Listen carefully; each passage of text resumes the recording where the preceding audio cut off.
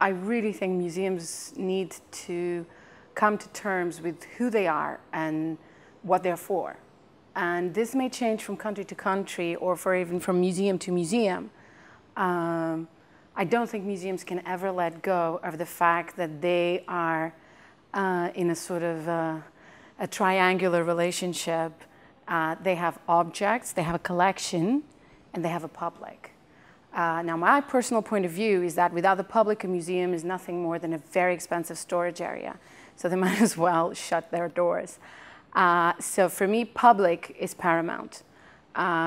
Understand those audiences, ask them what they want their museums to be, and understand that and be able to transform the messages that they're getting into narratives.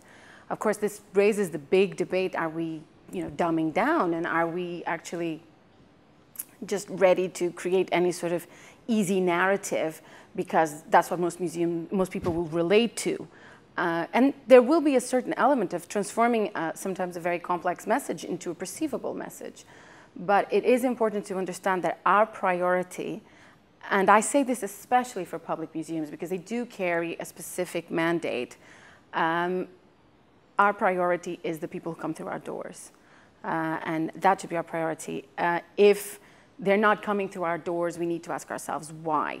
And more often than not, it's not necessarily related to an admission fee or something like that. It may be even, usually it's further than that. It's because they don't understand, because they're not feeling welcome, because they feel there's nothing there for them in their current life, that what museums are holding doesn't reflect their current life, their current concerns, their way of life.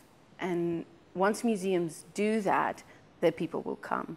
And then you can construct more complex narratives once you have your people with you, and hopefully get the public to actually contribute to those narratives. And sometimes, every now and then, ask the public to create the narrative and crowd curate. Not always, but every now and then do that. And once you feel comfortable with that, get the public to own your museum. I think museums in general can definitely help people perceive the world in different ways. It's ridiculous to think that doesn't happen. I'm living proof that happens. I have been in exhibitions that have changed the way I think. I have seen artworks that have stopped me and made me think about myself, about my world differently. One single museum will definitely not change the world, and I know we often like to think that, but no, of course not. But museums, if they relate to their publics, if they learn who are their stakeholders, who are the people that carry an interest in that particular collection, in what that museum has to say, in what they themselves have to say about that collection, they have that power, they have that transformative power, and I've seen it. And it can be a very low-key installation, as it can be something that's very high-tech with a fiber optic museum. It's not really about that. It's not really about the money. It's about the attitude, the language, the message, and the way the threesome relationship between museum object and audience is actually articulated. For me, the most important message of the museum is humanism, universalism, and transcending that which separates us. The good thing right now for many museums that haven't yet entered this digital age revolution is that results are now coming in about the power of social media. And we're getting to know what is the value of social media. And the value of social media isn't extra money. So you, as a museum with limited resources, you need to bear that in mind. It's not going to bring you direct income. However, while there is a certain potential for income earning within these sort of social networks and digital media and whatnot, these resources are the ones that will allow you to do outreach. And they're not only allowing you to do outreach to bring in the people that live next door to you but have never been into your museum, God knows why. They're actually allowing you to do outreach and to actually it's not really outreach, it's reaching out to audiences that will never visit you because they're too far away, or because they're too poor, or because it's impossible for them to come over.